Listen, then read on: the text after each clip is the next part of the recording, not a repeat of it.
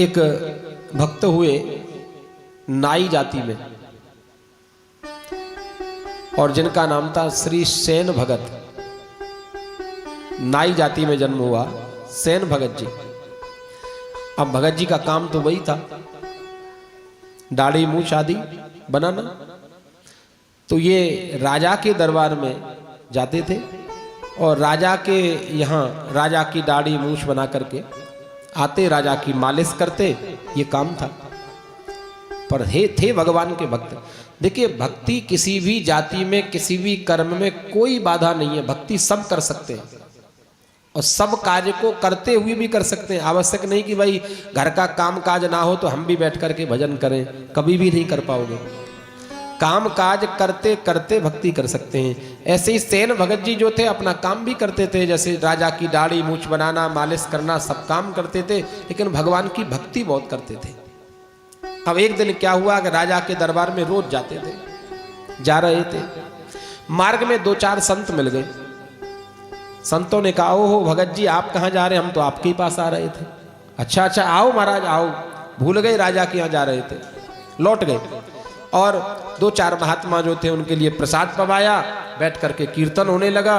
अब तो महाराज राजा के समय, जिस समय जाना था उससे तो समय बहुत विलंब हो गया, क्योंकि वो भूल ही गए कि राजा के घर जाना है। महात्माओं के साथ लग गए घर में। अब भगवान ने सोचा कहीं राधा क्रोधित ना हो जाए, तो सेन भगत जी महात्माओं के साथ घर में कीर्तन कर रहे हैं और भगवान लीलाधारी नटवर बपू एक सुंदर रूप लेकर के सेन भगत जी का रूप लिया और सेन भगत बन करके राजा के दरबार में पहुंच गए। बगल में थैला टांग लिया, छुरी उस्तरा सब लगा करके भगवान और पहुंच गए राजा के। अब राजा की दाढ़ी मूछ बनाई और बढ़िया राजा की मालिश की। आज मालिश करने लगे, स्वयं साक्षात परमात्मा नारायण जब राजा की मालिश कर रहे हैं तो राजा ने कहा, सेन तुम मालिश तो रोज करते थे पर आज जैसी मालिश आज तक नहीं की। आज तो बहुत बढ़िया मालिश कर रहे हो। पर उस राजा को क्या पता कि आज ये सेन भगत नहीं है, ये तो साक्षात नारायण राजा की मालिश कर रहे हैं। अब भगवान के हाथ तो भगवान के, स्पर्श होते ही राजा आनंदित हो गया, बढ़िया मालिश की और मालिश करके भगवान पूरी सेवा करके राजा की जो सेन भगत करता था निकल गए। अब दो चार महात्मा जो थे उनके कीर्तन से जब अवकाश हुआ, सेन भगत जी को लगा, ओहो मैं तो भूल ही गया राजा के यहाँ जाना।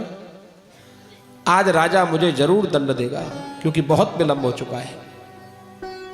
अब तो जल्दी पल्दी सेन भगत जी ने थैला लिया अपना और दौड़े राजमहल की तरफ।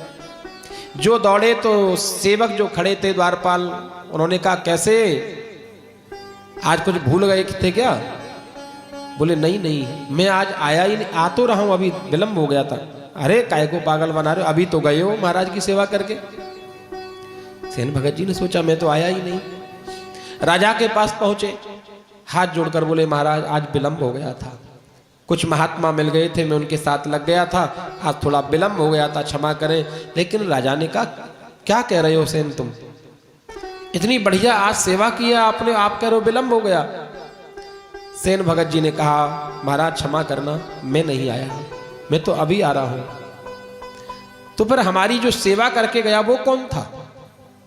सेन भगत जी ने कहा, महाराज वो तो साक्षात मेरे ठाकुर जी ही पधारे थे। सुनते ही राजा के नेत्रों से जल बहने लगा कि साक्षात नारायण मेरी सेवा करने आए थे। मैंने उनसे मालिश करवाई, बाल बनवाए, वो नारायण थे।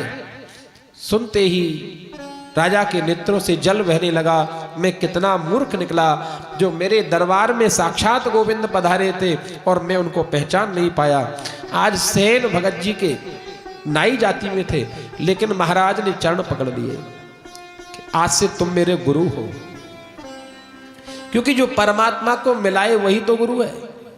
जिस सेन भगत जी के कारण महाराज ने कहा कि मेरे पास साक्षात भगवान पधारे, इसलिए आज से तुम मेरे गुरु हो। तो देखिए, भगवान की भक्ति में जाति पाति की कोई बाधा नहीं है। भगवान की भक्ति सब कर सकते हैं, समान रूप से कर सकते हैं। बस भगवान को तो भाव चाहिए, प्रेम चाहिए। बोले भक्तवत्सल भगवान की जय। आदरणीय श्री सुखदेव भगवान कहते राजन, विदुर जैसा भक्त